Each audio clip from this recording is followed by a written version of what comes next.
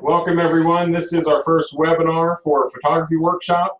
Let me introduce Joe and Melissa, our first guest speakers, and have them get started with today's session. Let me share our screen with everybody. There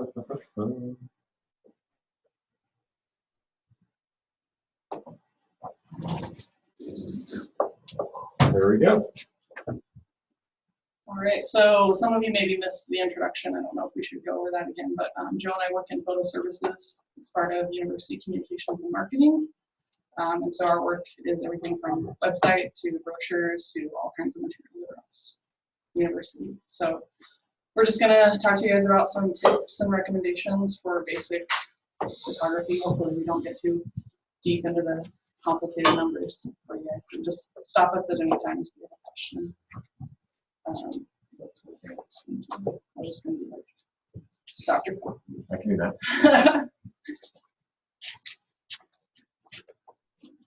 Assuming it works. Is it powered on?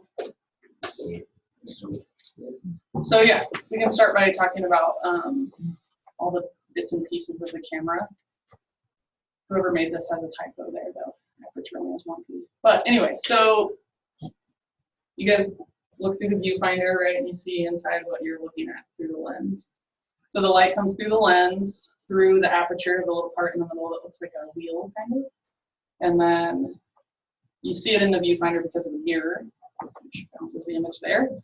When you push the shutter down, the mirror pops up and hits the sensor behind. So it's kind of a multi-part action. The mirror pops up, shutter opens and closes, which exposes the light onto the sensor, which is what digital is. In film days, that would be film right there in the back. So is the mirror, oh, the shutter is the line. Right, so the shutter is the line just ahead of the sensor there.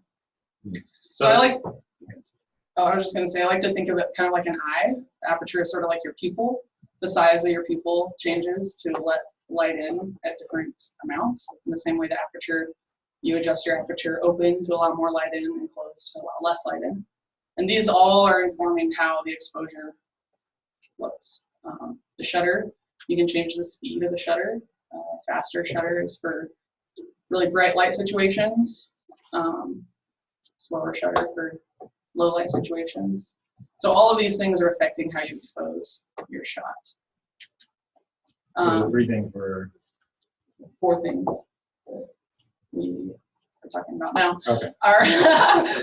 I didn't mention this part, but your ISO, in film days, you'd have to choose like 400 ISO film, or I don't even remember, 100, 800, 400, 1,000. yeah. 1, 2, 4, 8. Yeah. It doubles. Yeah. Okay. For every stop. Right, that was in film days. But in digital, you can choose that as a setting in the camera in the same way that you would choose your aperture or your shutter.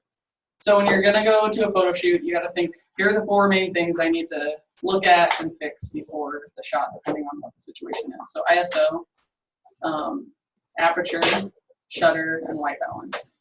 So again, the ISO is telling the sensor how much light to accept.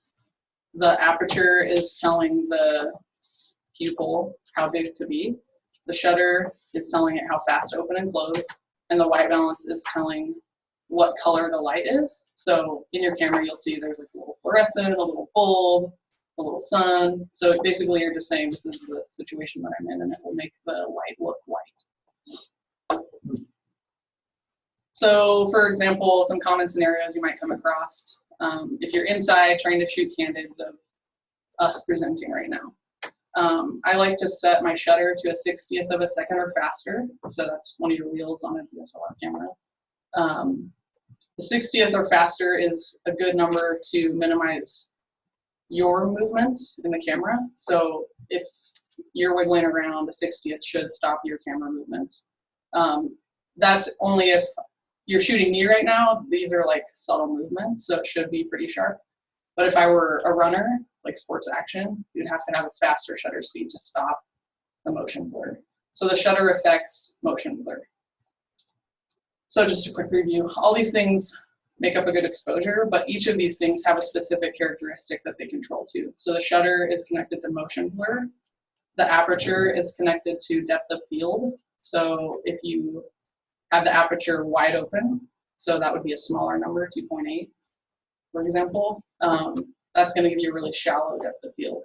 So if I were taking a picture of Joe and I had my camera set to 2.8 and I focus my, through the viewfinder, you'd see the little focus points. You put your focus point right on his nose, probably like this much of his nose would be sharp at 2.8, and then everything behind and in front of would fall out of focus. So you would bring your aperture up in number, which is actually decreasing the size of the hole, and that would increase the depth. So 5.6, you would get Joe in focus as well as maybe a person behind him. So for group photos, you mentioned that was something that maybe you need to know. So that's something important. A higher number for your aperture is going to give you a deeper field of focus. And ISO is affected. So with ISO, you get noise, or what looks like film grain, kind of. So if you're in a really low light situation and you don't have a flash, you're going to increase your ISO pretty high. But as you do that, you're going to get kind of pixelated look to the photo. So that's just something to think about when you're making those choices. Camera recommendations. So you guys were talking about sometimes you're shooting stuff that would then be handed off to the students for a yearbook. Sometimes you're handing them off for maybe social media, for websites and things. So when you're choosing a camera, you really need to be thinking about what the end goal is, because that all has an effect on that. If you're mostly shooting for web, you probably don't need to invest in a really high-end camera if you're just doing web resolution. But Well, not high-end so much, but size of megapixels. right, yeah. So these are some things you want to think about when you're purchasing a camera. Ease of use.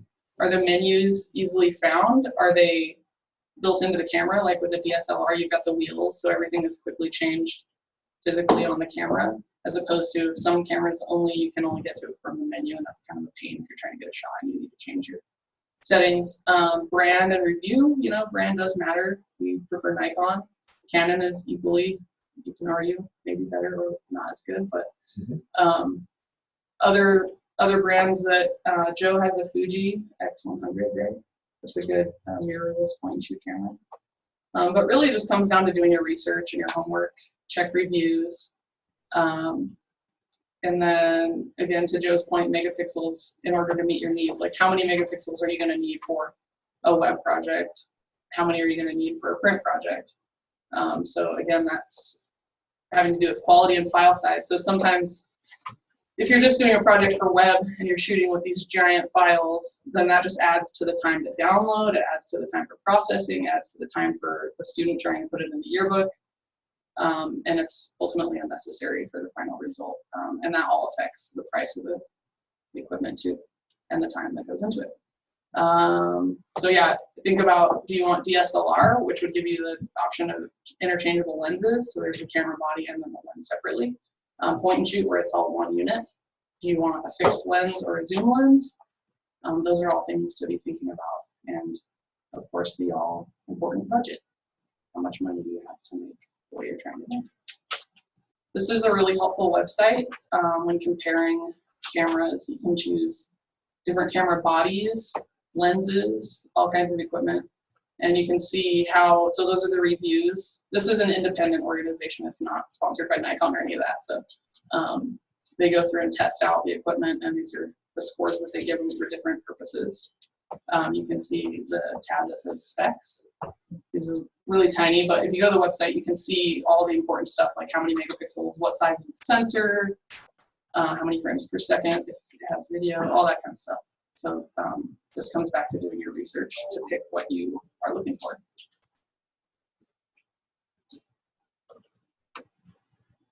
Turn it over to Okay. All right, so shooting options. So we just talked about a lot of manual kind of settings. So I'm going to cover some other settings if you're not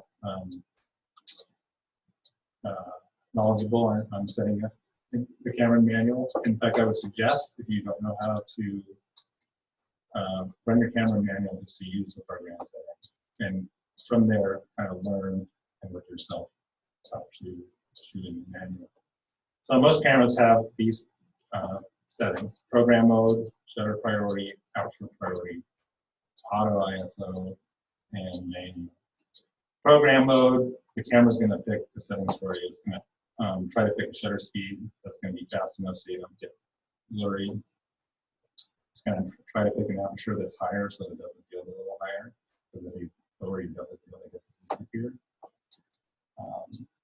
So it's a good setting. If I was going to shoot an event and I had to shoot pretty fast, program mode would be a pretty good way to go.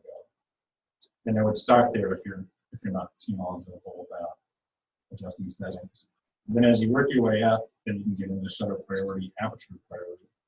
Shutter priority and aperture priority are both auto mode still, except it gives you the possibility to change the shutter and shutter priority mode for the aperture and the aperture priority. So one thing, the camera meter is 18% gray. So the camera meter is kind of smart, but it's not really that smart. So, and I'll talk about more of that in a minute, but it's going to meter a certain point, and then the shutter priority, if you want a really fast shutter speed, you're shooting like somebody running or something, you set your shutter faster, and it'll set the aperture wherever it thinks the best setting for the right exposure, and then go ahead and shoot. In aperture priority, when you adjust the aperture, it'll set the shutter speed automatically.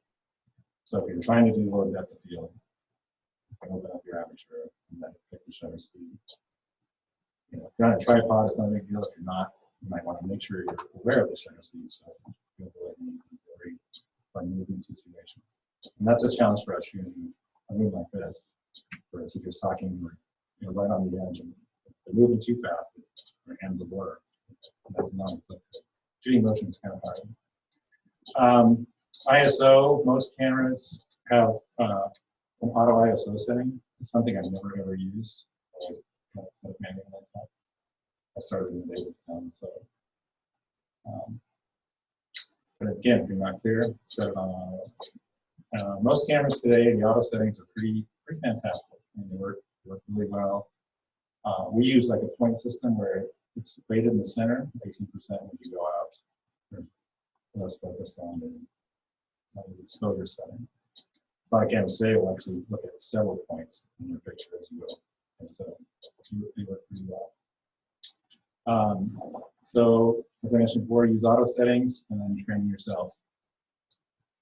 And the most control you have would be manual. So you knew how everything works. I would recommend that. Set your control everything about it. Another thing too, Melissa talked about ISO and graininess. The higher the ISO, the more grain you have. But if you're in a dark enough place, don't be afraid to pop that up because it's more important to get a proper exposure. Because that noise, if you're underexposed and you're shooting in a high ISO, that noise is going to be that much more fun. So the closer you get to the right exposure, the higher the quality of the image. Digital is easy to delete images, so if you have a big enough card, you shoot a lot. You shoot, I've done shoots where I shoot 400 images and end up with about 60 and end up in the database. So we edit out a lot of stuff. The more you shoot, the better chance of catching the image you want to capture.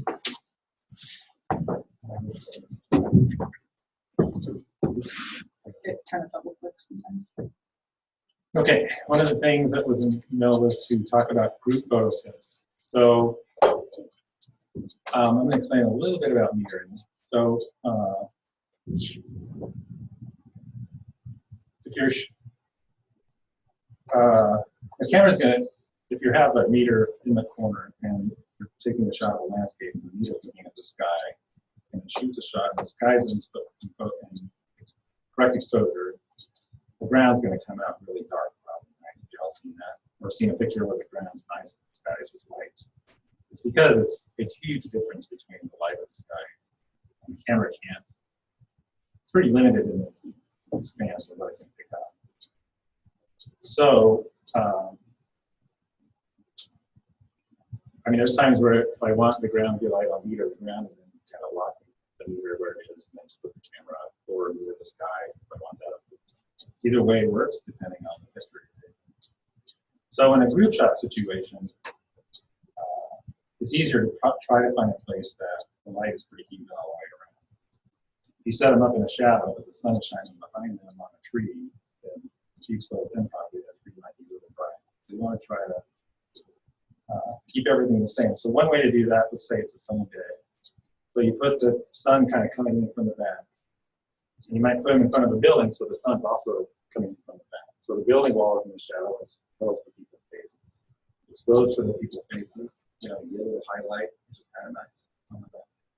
Plus they won't be squinting. And they won't be squinting, they're looking into the sun.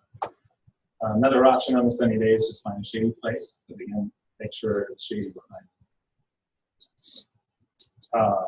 If it's a cloudy day, I think the heavens give a cloudy day for a group shot because cloudy light is like us putting a softbox up in it's light, nice and soft. So they're great. Camera settings for a group shot. Melissa talked about the depth of field, so 5.6 or higher. Otherwise, you might get the front row in focus and the back row will be out of focus. Lower than that. If you have like several rows of people, I try to pick up the middle where we focus on, so it's right. Try to focus in the middle of the picture, where it's this way. Shutter speed 1/25 or higher. I'm a big advocate if you have a tripod, use it. Even handheld at a 60. So if you don't have a tripod and you're not using a flash, like if you could be even higher, that is a faster shutter speed. Right. Or good news. yeah, like right now. 200 whatever. Avoid middle of the day. Sun is straight up, especially in the summer. And here in the winter, it's not too bad because the sun stays pretty low in the horizon. But during the summer, we should try to shoot before 10 and 10 before. Because the light ends up coming down and creating dark shadows under every.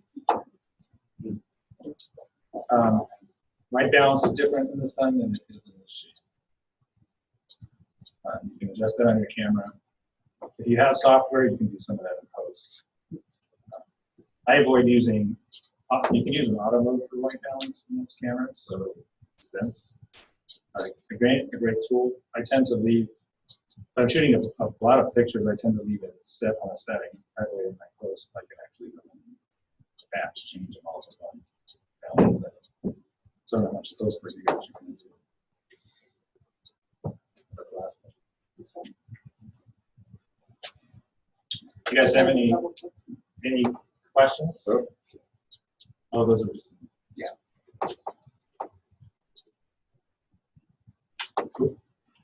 So some of the, we covered a lot of I stuff. was just going to ask, what is your favorite camera first? Well, there's a lot of good cameras out there.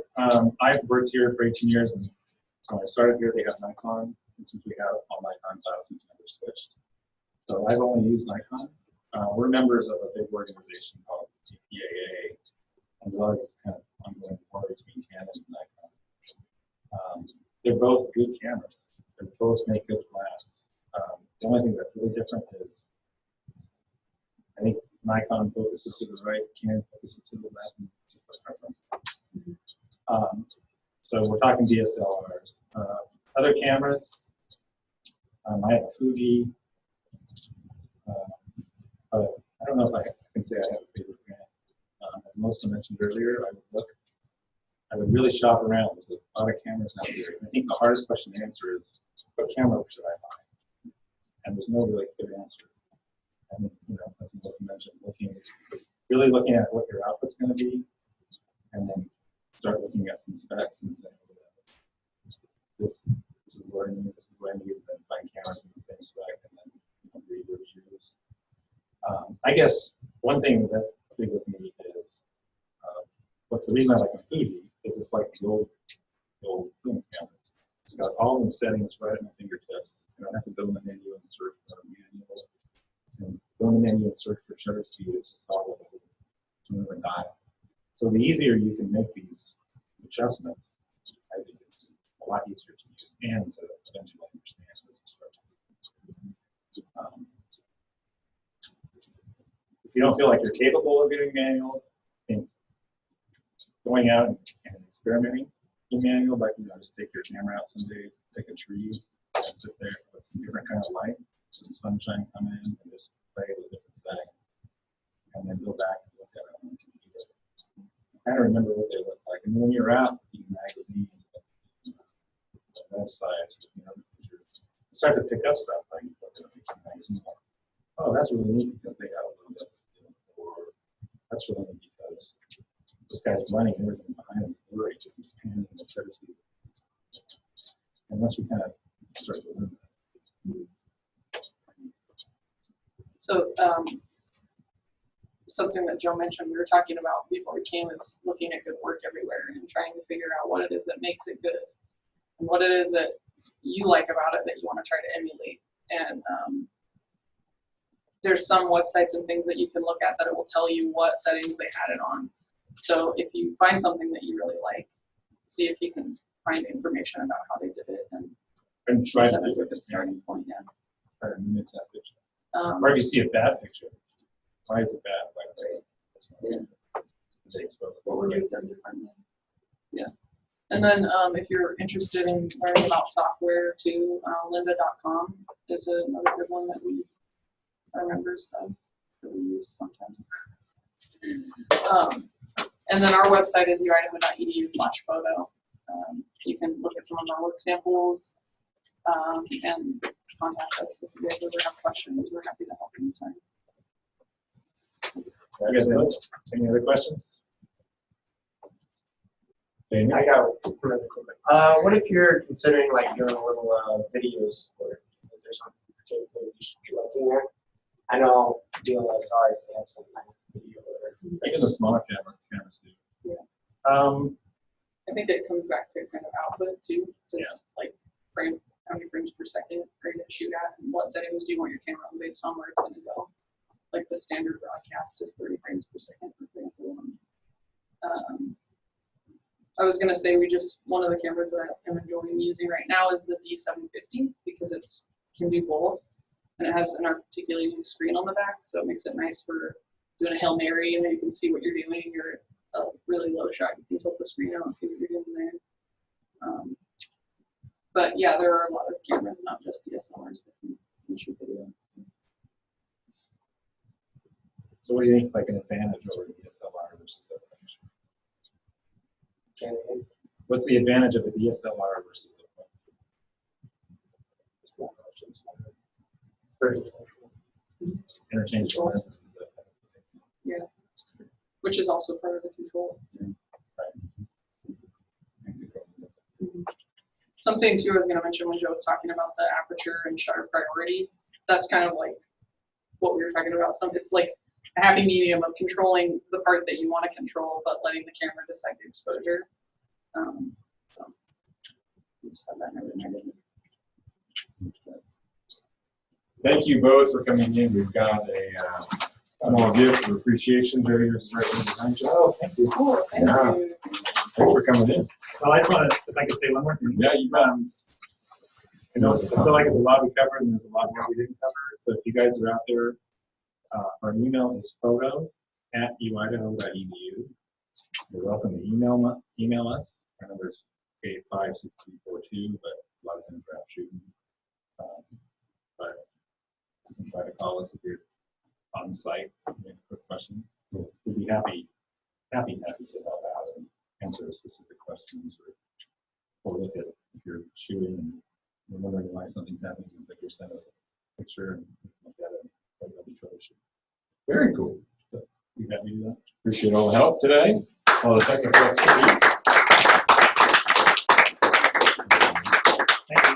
If anyone needs internship credit or has work study, we also do that. Wonderful. Let's see if I can get this. Thank you. You're welcome. Thank you so much. Appreciate it. Thank Thank you. Absolutely. Thanks for spending your time with us. Okay. Also, I've got a few more slides that I I've made up 4 ag teachers here, or any other students. So here's our beginning. Let's go through some of these pieces. So the first big issue that I've got for y'all is online publication of student photos. Huge anymore, right?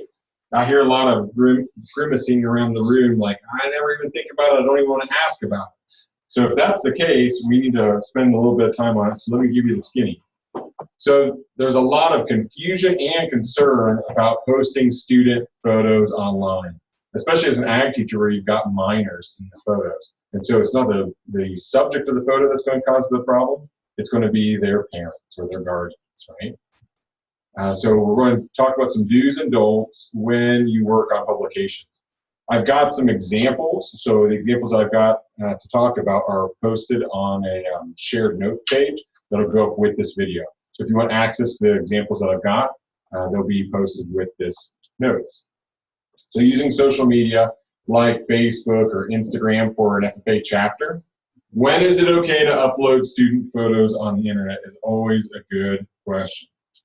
The safest answer is that unless you have permission from the student and his or her guardians, you should never assume that you can publish your photo and or their full name online. And that's being, I assume that that's being mistaken a lot by chapters because they just go ahead and post it. They're having a good time, everything is in good order, but things will happen after the event, right? Many schools and school clubs have created social media accounts like Facebook, Instagram, and there's a lot to celebrate. So you don't ever think it's going to be a problem, but use them appropriately is the biggest thing. So first thing to do before you post online is to check the school administrative policy. Some schools have already got a blanket statement saying if you're on a school event, which FFA would fall in as an intracurricular event, you can go ahead and use those photos of the students. So look in the school handbook or check with the administration in your building. The school photo release form, find out whether your school requires a photo one, and there are forms that you can use. So I've got an example here that is a student release form, and there's a part about this that I really love. So in the short of it, I'll pass this around, and again, it's in the notes. A part of it that I love that could be used is they have to return it by a certain date. If they don't return it by a certain date, it says then it's assumed that they will be able to use those photos, okay? So instead of going to the contrast, it says, this was sent home, it's available on the website, we take the chance to use all those. There is also administrative policy that we took from a local school. An image taken using a camera device may not be published, broadcast, or transmitted to any other person by any means without the knowledge and consent of each person in the image. So this one says the opposite. This one, in the school policy, in that school handbook, says you can't use photos. So as a teacher, you gotta be really aware of that you'd be breaking school policy, and there's already a lot of that that's in the school handbook. So how do we use photos is really important. To either confirm or deny it. As an ag teacher, we had one with the field trip permission form. So we just added a paragraph to it that said, and I also give the school permission in the FFA chapter specifically to have this photo used. I had students who would turn them in for us and not for the entire school. So as an ag program, you can get them just for your students and for your activities. So again, this is what I just shared with you that's being passed around, that some of them, and that can be in the notes, some schools say you cannot use them. So check the fine print. Again, some are very inclusive, others can be very limited.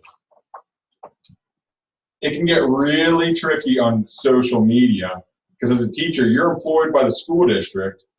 However, your personal Facebook page is not covered on the school release photo form. So if you've got a personal page and you would put up a group shot of a team that you are really proud of, that just won, you're not covered under that school photo release form. Your school website would, but not your personal one. Okay? So if you share it on your own page. What's that? If it was published Wherever it was published initially. Okay, could you share it on your page then? Yes. Okay. Yeah. It's the That's what I publisher. was wondering. Yeah, so as long as you aren't the original publisher of it on your Facebook. Yeah. It'd have to be a school site. Okay. You bet. You bet. Check the link.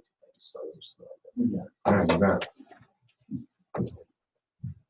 Your FFA social media accounts can be at risk, so check the policy and make sure that student clubs and organizations are also under scrutiny of the whole school.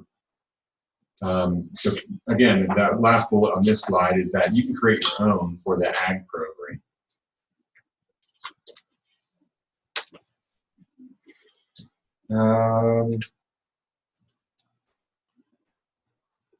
So they can be posted to public spaces online like Flickr and Facebook, and then they can be sent along and shared throughout.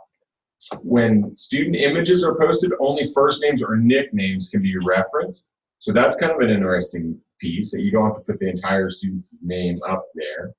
No identifying characteristics about students we published in spaces online is another piece that some schools, these are taken from photo disclosure forms.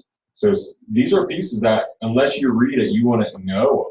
They expect you to know it. It also says that work produced for education purposes can be published in public spaces.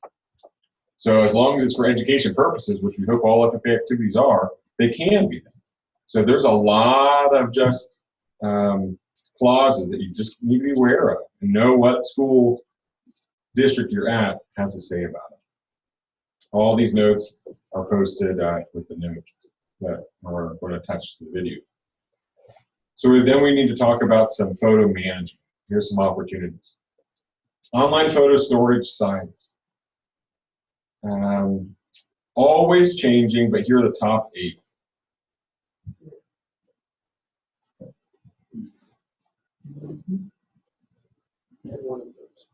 What are the things that we need to think about? These are the photo storage sites, not sharing sites. You would have thought Facebook or Instagram would have been up here, but these are the online photo storage sites. So if you're compiling for a chapter to put together a scrapbook or a yearbook, or to archive photos for years, then these are the top ones that people can and will use. So I'll give you a few pieces about them in order, and then we'll go on ahead. So on Flickr, you get 1 terabyte of free storage, which is pretty neat. Amazon has got unlimited photo storage if you're a Prime member. Yep. The Apple iCloud syncs with all of your devices, which is really cool. It's reasonably priced. And it's great for, if you're an Apple person, you're probably going to want to use this also. So if your school is an Apple school, it makes good sense to go ahead and use an iCloud. OneDrive is another good component, and they've got 30 gigabytes of free storage. They can do tag features, so you can sort if you're looking for a specific person. So if you've got someone who's getting their American degree and you want to do a history of them, you can tag people in your photos, and it'll pull up all photos of them. Max, what's your question? I like the OneDrive. Yeah. You can actually, if it's the same thing as the iCloud, if you're a dedicated Microsoft user. Yeah. My computer and my tablet both log on to the same logon, and so I have all my stuff no matter which computer I use, and you can just move settings right over everything. And so if you are using OneDrive that, is you can PC do that kind of thing. Yeah, so Very it's cool. like that iOS. Yeah.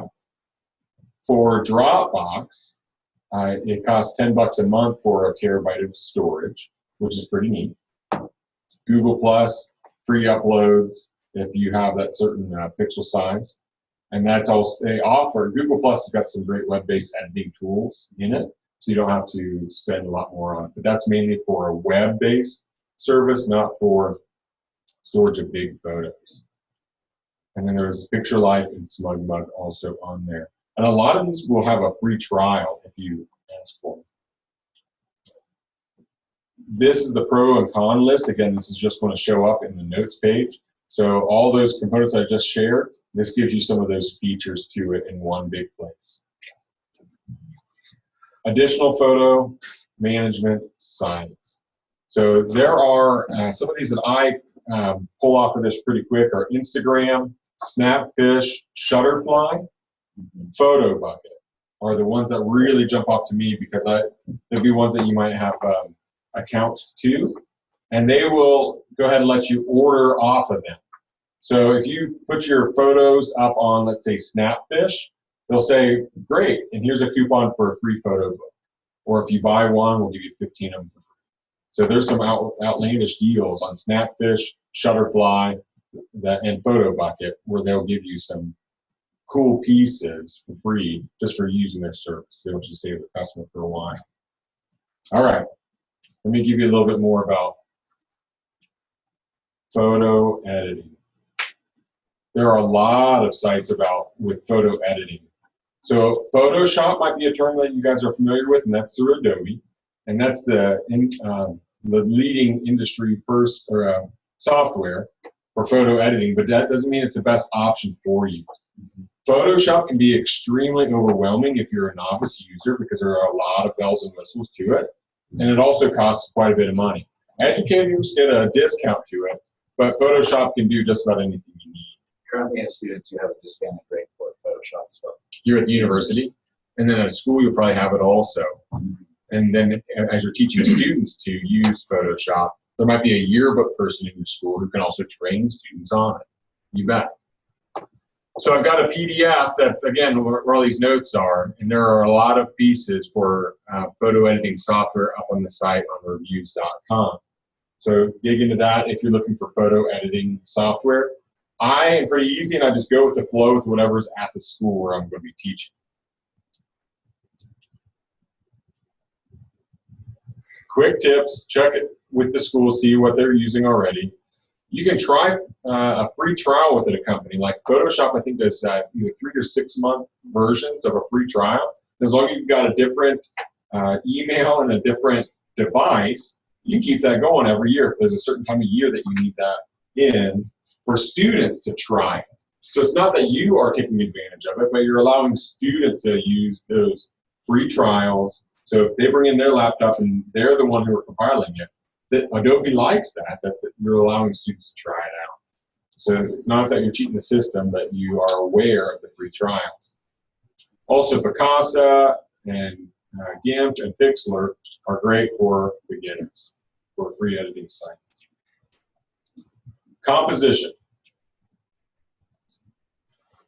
First rule of taking pictures is that there are no rules. I've got some suggestions for you, things like recipes that tend to work well, but you know if it looks good or if it doesn't look good. So be sure you're cautious of that.